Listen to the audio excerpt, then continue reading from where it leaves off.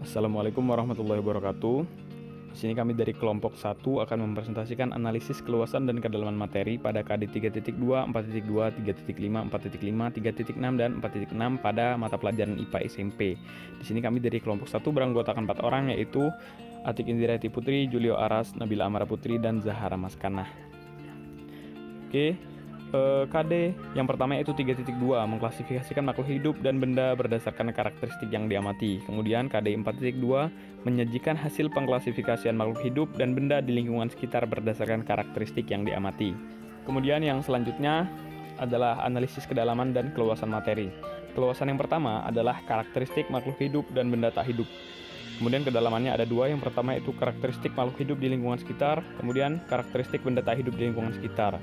Kemudian keluasan yang kedua adalah klasifikasi makhluk hidup. Di sini terdapat 7 kedalaman. Yang pertama yaitu cara mengklasifikasikan makhluk hidup.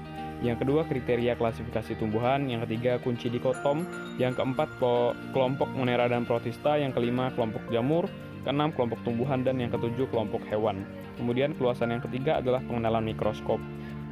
Di sini ada 2 kedalaman, yaitu bagian-bagian mikroskop dan langkah-langkah menggunakan mikroskop. Selanjutnya adalah analisis keterkaitan KD pada tingkat sekolah dasar dan sekolah menengah atas. Jadi pada tingkat SD itu tidak terdapat KD atau kompetensi dasar yang berkaitan dengan KD 3.2 pada tingkat SMP. Kemudian pada tingkat SMA itu terdapat beberapa KD. Yang pertama yaitu KD 3.3 menjelaskan prinsip-prinsip klasifikasi makhluk hidup dalam 5 kingdom. Kemudian 4.3 menyusun kladogram berdasarkan prinsip-prinsip klasifikasi makhluk hidup. Kemudian 3.6 mengelompokkan protista berdasarkan ciri-ciri umum, kelas, dan mengaitkan peranannya dalam kehidupan. Kemudian menyajikan laporan hasil investigasi tentang berbagai peran protista dalam kehidupan. Kemudian yang ketujuh mengelompokkan jamur berdasarkan ciri-ciri, cara reproduksi, dan mengaitkan peranannya dalam kehidupan. Kemudian 4.7 menyajikan laporan hasil investigasi tentang keanekaragaman jamur dan peranannya dalam kehidupan. Selanjutnya adalah KD 3.8 mengelompokkan tumbuhan ke dalam divisi berdasarkan ciri-ciri umum serta mengaitkannya dalam kehidupan. KD 4.8 menyajikan laporan hasil pengamatan dan analisis genetik dan filogenetik tumbuhan serta peranannya dalam kehidupan. Kemudian mengelompokkan hewan ke dalam filum berdasarkan lapisan tubuh, rongga tubuh, simetri tubuh, dan reproduksi. Dan yang terakhir menyajikan laporan perbandingan kompleksitas lapisan penyusun tubuh hewan, yaitu diploblastik dan triploblastik, simetri tubuh, rongga tubuh, dan reproduksinya. Model pembelajaran yang digunakan dalam KD 3.2 ini adalah Discovery Learning, karena pada model ini proses pembelajaran itu lebih menekankan pada pengalaman langsung. Pembelajaran dengan model Discovery Learning ini lebih mengutamakan proses daripada hasil belajar. Model ini berguna untuk mengembangkan cara belajar aktif dengan menemukan sendiri atau menyelidiki sendiri, maka hasil yang diperoleh itu akan tahan lama dalam ingatan. Melalui model pembelajaran Discovery Learning ini, siswa juga dapat berpikir analisis dan memecahkan masalah yang dihadapi. Jadi sesuai dengan kurikulum 2013 di mana siswa itu dituntut untuk lebih aktif. Model ini sangat sesuai dan sangat cocok karena di sini siswa itu akan dikembangkan sehingga memiliki cara belajar yang aktif dan menemukan sendiri serta menyelidiki sendiri tentang materi yang sedang diajarkan oleh guru. Pada KD 3.2, metode yang dapat digunakan adalah metode pengamatan dan diskusi. Karena pada kali ini diperlukan kemampuan untuk mengamati karakteristik makhluk hidup dan benda yang ada di lingkungan sekitar. Setelah dilakukan pengamatan, kemudian akan dilakukan diskusi. Selanjutnya, KD 3.5 menganalisis konsep energi, berbagai sumber energi, dan perubahan bentuk energi dalam kehidupan sehari-hari termasuk fotosintesis. KD keterampilannya adalah menyajikan hasil percobaan tentang perubahan bentuk energi termasuk fotosintesis. Menurut kami, KD 3.5 dan 4.5 pembelajarannya ini bisa digabung menjadi satu di dalam kelas, sehingga keluasan materi dan kedalaman materinya kami satukan. Yang pertama yaitu konsep energi, terbagi menjadi energi listrik, energi panas, energi kimia, energi cahaya, dan energi mekanik. Energi mekanik ini terbagi menjadi 2 energi lagi, yaitu energi potensial dan energi kinetik. Keluasan materi yang kedua adalah sumber energi. Memiliki kedalaman materi yang pertama, sumber energi terbarukan, contohnya matahari, panas bumi, angin, gas alam, biomasa, dan air. Lalu yang kedua, sumber energi tak terbarukan. Terbagi menjadi contohnya minyak bumi, batu bara, uranium, minyak mentah, dan lain-lain. Yang ketiga, keluasan materinya adalah makanan sebagai sumber energi. Kedalaman materinya itu membahas zat-zat makanan sebagai sumber energi. Contohnya adalah karbohidrat, protein, dan lemak. Dan yang terakhir, keluasan materinya adalah perubahan bentuk energi. Memiliki kedalaman materi yang terbagi menjadi 6 poin. Contohnya adalah energi listrik menjadi energi panas. Contohnya setrika. Lalu yang kedua membahas energi mekanik atau energi gerak menjadi energi listrik. Contohnya pada kincir angin dan generator. Yang ketiga, kedalaman materinya adalah energi listrik menjadi energi cahaya. Yang keempat, energi cahaya menjadi energi kimia, yaitu fotosintesis. Dan yang kelima, energi kimia menjadi energi gerak. Yang terakhir adalah perubahan bentuk energi di dalam sel. Ini dia terbagi lagi menjadi perubahan bentuk energi oleh klorofil atau fotosintesis, dan yang kedua adalah perubahan bentuk energi oleh mitokondria atau respirasi yang dilakukan oleh manusia atau hewan. Analisis keterkaitan KD pada tingkat SD dan SMA. KD 3.5 memiliki tadi itu KD 3.5 pada kelas 7 semester 1 memiliki keterkaitan dengan tingkat pendidikan SD kelas 4, kompetensi dasar 3.5, mengidentifikasi berbagai sumber energi, perubahan bentuk energi, dan sumber energi alternatif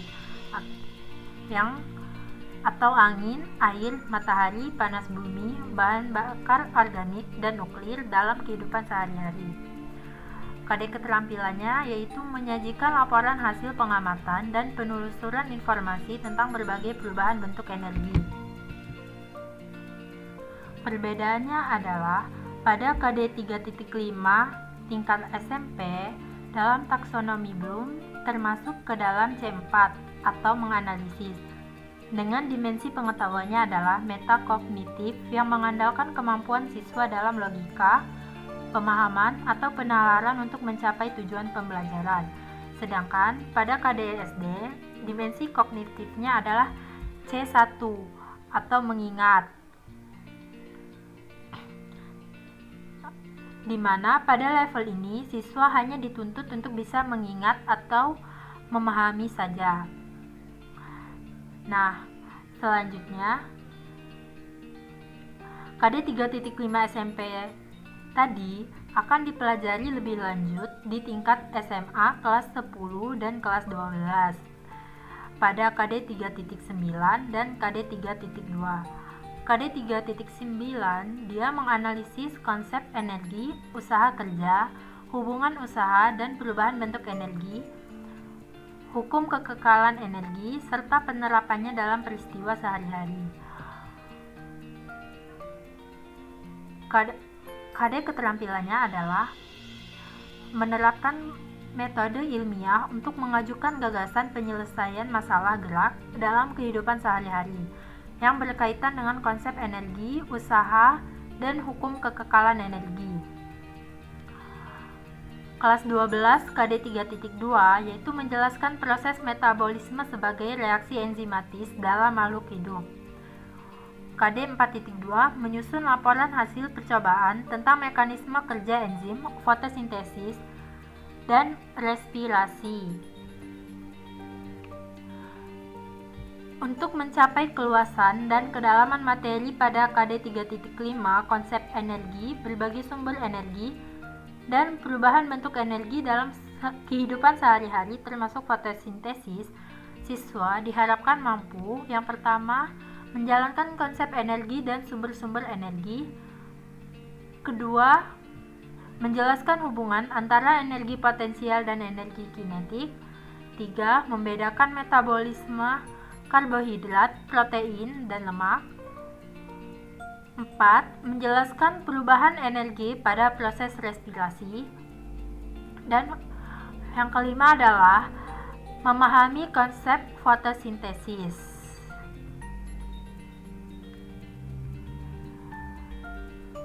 Untuk mencapai keluasan dan kedalaman materi tadi, maka model yang kami pilih adalah discovery learning,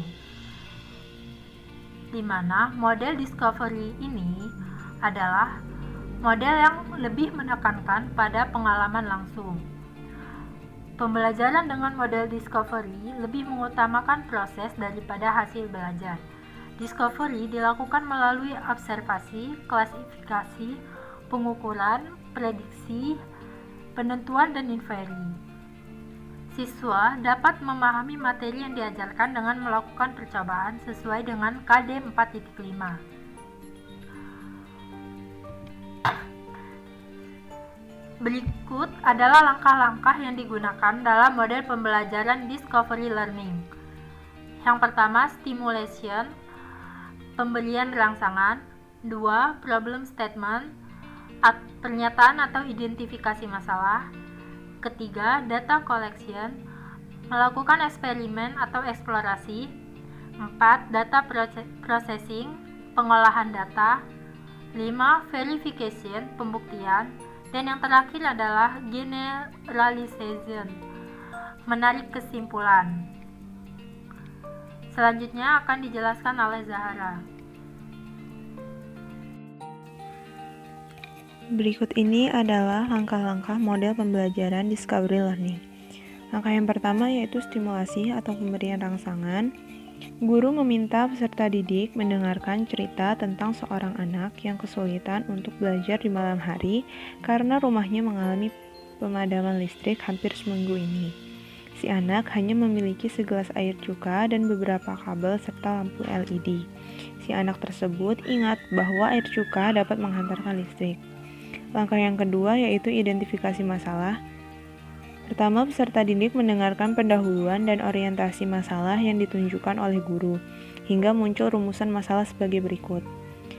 A. Bagaimana perubahan energi yang terjadi pada segelas air cuka? B. Bagaimana air cuka dapat menghasilkan energi listrik? Yang kedua yaitu peserta didik membuat hipotesis untuk rumusan masalah yang diajukan. Langkah yang ketiga, pengumpulan data. Pertama, guru membagi peserta didik menjadi beberapa kelompok. Satu kelompok terdiri dari 5 orang dengan karakteristik berbeda. 2. Peserta didik dalam kelompok melakukan studi literasi untuk mengetahui bentuk energi dan perubahannya. Kemudian mencari informasi terkait perubahan energi yang terjadi pada air cuka. Langkah 4 yaitu pengolahan data. Guru membimbing siswa dalam kelompok mengolah data dan informasi yang telah diperoleh peserta didik dengan cara membaca literasi untuk menjawab rumusan masalah. Langkah yang kelima yaitu pembuktian atau verifikasi. 1. Guru membagikan LKS perubahan energi pada masing-masing kelompok. Yang kedua, peserta didik dalam kelompok melakukan kegiatan pengamatan berdasarkan petunjuk LKS, perubahan energi untuk membuktikan perubahan energi yang dihasilkan oleh segelas air cuka berupa energi kimia menjadi energi listrik. 3. Peserta didik dalam kelompok melakukan diskusi hasil pengamatan dan menjawab pertanyaan yang terdapat pada LKS perubahan energi. Langkah selanjutnya yaitu menarik kesimpulan. Peserta didik menyimpulkan hasil pengamatan yang dilakukan. 2. Beberapa perwakilan kelompok mempresentasikan hasil pengamatan yang telah dilakukan di depan kelas. Dan yang ketiga, peserta didik yang lain dan guru memberikan tanggapan serta menganalisis hasil presentasi meliputi tanya jawab untuk mengkonfirmasi, memberikan tambahan informasi, melengkapi informasi ataupun tanggapan lainnya. Analisis kedalaman dan keluasan materi. Kompetensi dasar 3.6 mengidentifikasi sistem organisasi kehidupan mulai dari tingkat sel sampai organisme dan komposisi utama penyusun sel. keluasan materi, sistem organisasi kehidupan mulai dari tingkat sel sampai organisme dan komposisi utama penyusun sel. Kedalaman materi yang pertama yaitu pengertian sel, dan yang kedua komponen penyusul sel, termasuk membran plasma, sitoplasma, inti sel, mitokondria, ribosom, retikulum endoplasma, badan Golgi, lisosom, sentriol, vakuola, plastida, dan dinding sel. Yang ketiga yaitu pengertian jaringan. Yang keempat, jaringan tumbuhan termasuk jaringan epidermis, dasar, penguat, dan pengangkut, serta jaringan hewan atau jaringan epitelium, otot, dan penyokong. Yang kelima, pengertian organ dan sistem organ. Yang keenam, organ tumbuhan, termasuk akar, batang, daun, dan organ hewan, termasuk indera, pernafasan, pencernaan, dan ekskresi. Yang ketujuh, sistem organ pada manusia, termasuk sistem pernafasan, rangka, otot, pencernaan, dan peredaran darah. Kompetensi dasar 4.6 membuat model struktur sel tumbuhan atau hewan. Keluasan materi yang pertama yaitu membuat model struktur sel tumbuhan. Kedalaman materi yang pertama menyajikan model struktur sel tumbuhan, termasuk membran sel, dinding sel, kloroplas, vakuola, mitokondria, sitoplasma, badan Golgi, retikulum endoplasma, nukleus, nukleolus, dan ribosom. Keluasan materi kedua yaitu membuat model struktur sel hewan. Kedalaman materinya menyajikan model struktur sel hewan termasuk membran plasma, mitokondria, ribosom, retikulum endoplasma, nukleus, nukleolus, kromatin, badan Golgi, vakuola, dan lisosom. Analisis keterkaitan KD pada tingkat SD dan SMA. Tingkat pendidikan SD kelas 5, kompetensi dasar 3.2, menjelaskan organ pernafasan dan fungsinya pada hewan dan manusia, serta cara memelihara kesehatan organ pernapasan manusia. Kompetensi dasar 4.2, membuat model sederhana organ pernapasan manusia. Kompetensi dasar 3.3, menjelaskan organ pencernaan dan fungsinya pada hewan dan manusia, serta memelihara kesehatan organ pencernaan manusia. Kompetensi dasar 4.3, menyajikan karya tentang konsep organ dan fungsi pencernaan pada hewan atau manusia. Kompetensi dasar 3.4, menjelaskan organ peredaran darah dan fungsinya pada hewan dan manusia, serta cara memelihara kesehatan organ peredaran darah manusia. Kompetensi dasar 4.4, menyajikan karya tentang organ peredaran darah pada manusia.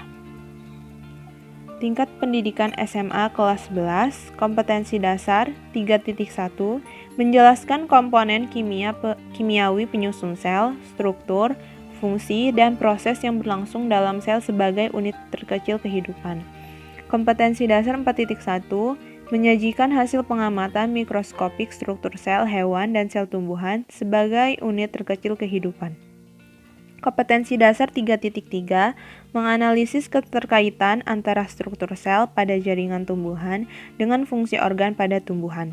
Kompetensi dasar 4.3, menyajikan data hasil pengamatan struktur jaringan dan organ pada tumbuhan.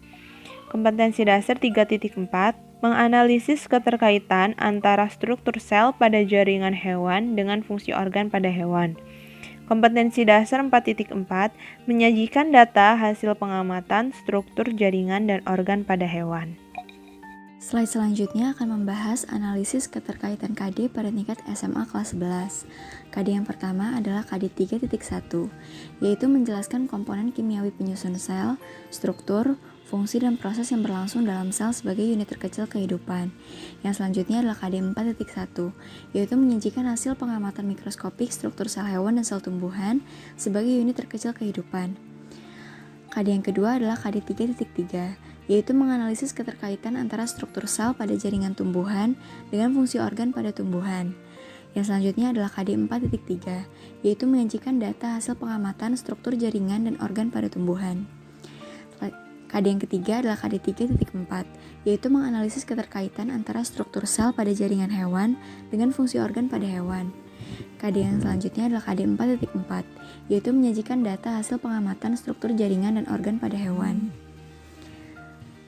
Slide selanjutnya adalah untuk mencapai keluasan dan kedalaman materi pada KD 3.6, yaitu mengidentifikasi sistem organisasi kehidupan mulai dari tingkat sel sampai organisme dan komposisi utama penyusun sel. Siswa diharapkan mampu yang pertama menyebutkan tingkat hierarki kehidupan, yang kedua menjelaskan tentang sistem, yang ketiga menjelaskan pengertian organ, yang keempat membedakan antara jaringan organ dan sistem organ, yang kelima menyebutkan 3 contoh sistem organ yang menyusun organisme. Pada KD ini, kami menggunakan pendekatan saintifik dan model pembelajaran inquiry.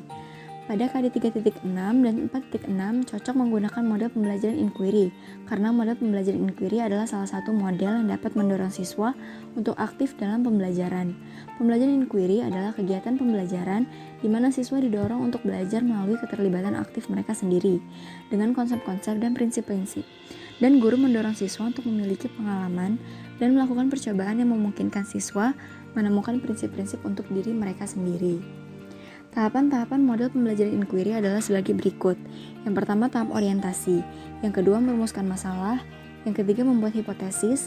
Yang keempat, mengumpulkan data.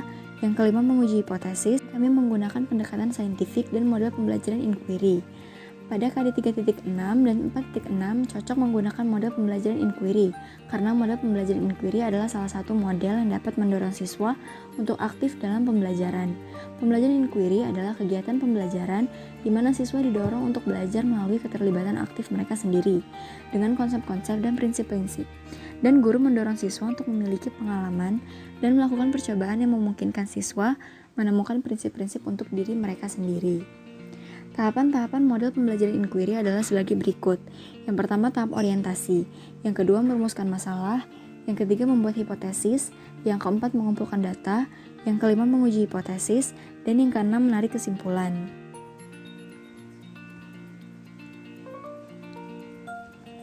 Yang pertama adalah tahap orientasi. Tahap orientasi di mana siswa pertama kali diperkenalkan kepada materi yang akan dibahas. Guru bisa menampilkan video sebagai salah satu media pembelajaran agar siswa lebih tertarik kepada materi yang akan dibahas atau bisa menyampaikan materi saja. Yang kedua, merumuskan masalah. Perumusan permasalahan ini melingkupi tantangan apa yang harus dicari jawabannya terkait permasalahan yang diangkat. Yang ketiga, membuat hipotesis. Setelah mengetahui rumusan masalah, siswa membuat hipotesis atau jawaban sementara dari rumusan masalah yang diberikan, lalu akan diuji kebenaran hipotesisnya. Yang keempat adalah mengumpulkan data. Pada tahap ini, hipotesis yang telah dibuat akan diuji kebenarannya dengan mencari data yang berkaitan yang mendukung, bisa didapat dari berbagai literatur yang terpercaya seperti buku. Yang kelima adalah menguji hipotesis. Dari data yang telah terkumpul, selanjutnya digunakan untuk melakukan pengujian terhadap hipotesis tadi, sehingga akan dapat dibuktikan apakah hipotesis tersebut benar atau salah. Dan yang terakhir adalah menarik kesimpulan. Tahap terakhir pada pembelajaran inquiry adalah menarik kesimpulan, yaitu proses di mana siswa mendeskripsikan temuan yang diperoleh berdasarkan hasil hipotesis. Pada tahap ini, sebaiknya guru menyampaikan pada siswa data yang relevan agar kesimpulannya menjadi lebih akurat. Sekian presentasi dari kelompok 1. Terima kasih. Wassalamualaikum warahmatullahi wabarakatuh.